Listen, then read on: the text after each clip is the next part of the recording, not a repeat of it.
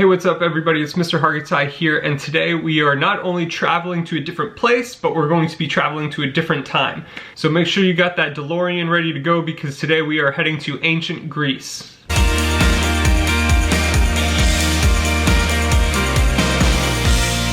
So a lot of you might be wondering kind of like, well, why study ancient Greece in literature class? Shouldn't that be something that's more reserved for history class? The fact is, even though most of what we know about Greek myth came from about like 3,000 years ago, it is still extremely prevalent in our culture today in all sorts of ways. We see it in movies, we see it in books, we see it in comics, we see it just in pop culture in general. These references can be referred to as allusions, and if that word sounds familiar, good, it should, because it's a literary device. Remember, an allusion is basically a reference to a historical work, figure, either fictional or real, that is so culturally known that you don't even have to really mention it any further. It's just like, it's a clear allusion. So what are some examples of allusions to Greek myth that we see in everyday pop culture? There are certainly some that are more obvious than others. For instance, if you saw the Disney movie Hercules, that's definitely all a Greek myth that's just retold through a Disney lens. If you played the video game God of War, the whole thing is centered around Greek myth and Greek mythology. Percy Jackson, basically Harry Potter, if you just replace magic with myth, and there you go, you got Percy Jackson. But life is also filled with more subtle allusions, things you might not even realize are actually allusions to Greek myth. For instance, we even have some words that come from Greek myth, like the word echo actually comes from a Greek myth about a nymph who had the same name, who wasted away in a cave till all that was left was her voice, and she could only ever repeat people. So when people walked into caves and they would say something, echo would be yelling back to them. We still use phrases like, we say something like a person's Achilles heel is their greatest weakness. So it comes from the story where Achilles was dipped into the river Styx to make him immortal, but he was actually held by his heel while he was dipped into it. So that's why that was his one vulnerability. All right, so you get it, right? Today we still have tons of examples of Greek myth and Greek cultural influence in our modern society. We see it in movies, art, architecture. So with that being said, let's get a baseline understanding of Greek myth. And to do that, we gotta actually start with the Big 12, the 12 Olympians. So there are two things we need to understand about the Greeks before we kind of jump into this explanation of the gods. First off, they were not monotheistic, they were polytheistic.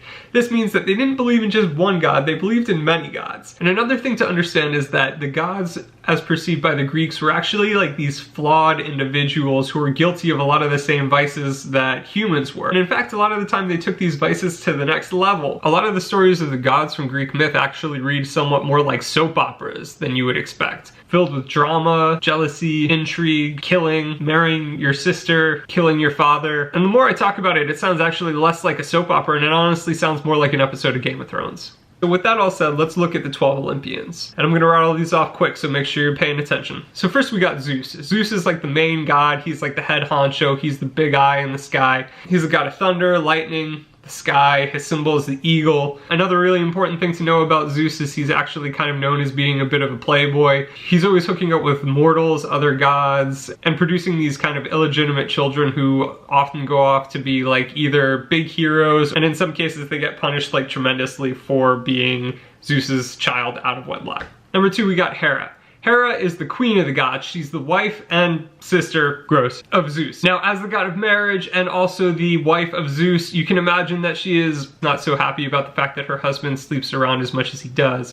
So Hera is actually kind of often in these myths seen as seeking revenge on the parties involved. So if Zeus had an affair with a mortal woman, Hera would do some kind of whack thing to her, like potentially turn her into a cow or something like that. Next we got Poseidon. He is the god of the seas. He is known for being very temperamental, easy to anger, just like the sea, imagine that. But yeah, sailors would make sacrifices to him to ensure that they would get safe passage across the seas. However, Poseidon is known for not being the most level-headed of the gods, and even if you did make a sacrifice and worship him, it wasn't a guarantee you were getting across the sea safely. So next we got Demeter. Demeter is kind of like almost like a Mother Earth sort of figure. She's the god of the harvest, fertility, crops, agriculture, all those sorts of things. Next we got Athena. Athena is definitely one of the more well-known goddesses. She's actually a daughter of Zeus, although she was not born in the traditional way. Basically, Zeus ate her mother because he was afraid that the child born by her would actually overthrow him one day. So while Athena's mother was inside of Zeus, Zeus had like a really bad headache one day, and all of a sudden Athena just popped out of that headache. Someone get my man some Tylenol ASAP. She's seen as the goddess of wisdom, and she's also seen as a guide or helper to heroes in need. Next we've got Apollo, who's the god of sun, light, art, poetry, music, and manly beauty. He is actually famous for dragging the sun across the sky every day in his chariot. That's known as Apollo's chariot. Next up we got Artemis, who's the goddess of the hunt and wilderness, kind of like a ranger figure. Then next we got Ares. Ares is the god of war. If you played those video games, you're probably pretty well acquainted with him. He is not well liked by many of the Olympians, with the exception of Aphrodite, who has a secret love affair going on with him. See, I told you all this is like soap opera stuff. So speaking of Aphrodite, she is the goddess of love, seduction, pleasure, passion.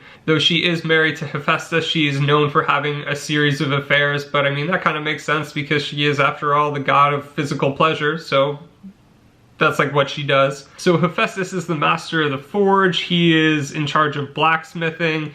He's also kind of the mythological figure associated with volcanoes. In fact, his Latin name Vulcan is where we actually get the name volcano from. Next we got Dionysus. Dionysus is the youngest of the gods. He is the Greek god of partying, basically. So he's the god of wine, grapes, the vine, also kind of physical pleasure and fertility. He's got a lot of symbols associated with him. We got the vine. We also got pine cones. His followers would actually walk around kind of with pine cones at the end of sticks, and that looks exactly what you think it looks like, and that's meant to look exactly what you think it's meant to look like. So last but not least, we got Hermes. Hermes is the messenger god. He is bringing messages across borders. He's the god of communication. He's like basically the can you hear me now god. In addition to being the messenger god, Hermes is well known for having the flyest kicks of all time. And I mean that literally because his shoes literally have wings on them. Now that rounds out the list. That is 12, but if you're a big fan of the Hercules Disney movie, you might be thinking, wait, isn't there one more guy who's like the villain kind of? Yeah, there is Hades, but he is not technically one of the 12 Olympians. He kind of gets an honorable mention. He is a Greek god. He is brother to Zeus and Poseidon. However, he does not reside on Mount Olympus. He lives in the underworld because that's his domain. So that's it for today's lesson. I hope you all learned a lot about the Greek gods. All you gotta do now is go to the Go Formative and complete the matching and multiple choice questions, and that'll be your assignment for today. If you have any questions, please don't hesitate to reach out to your teachers. But if not, I hope you all have a good day, and I'm looking forward to seeing the work you produce. See you next time.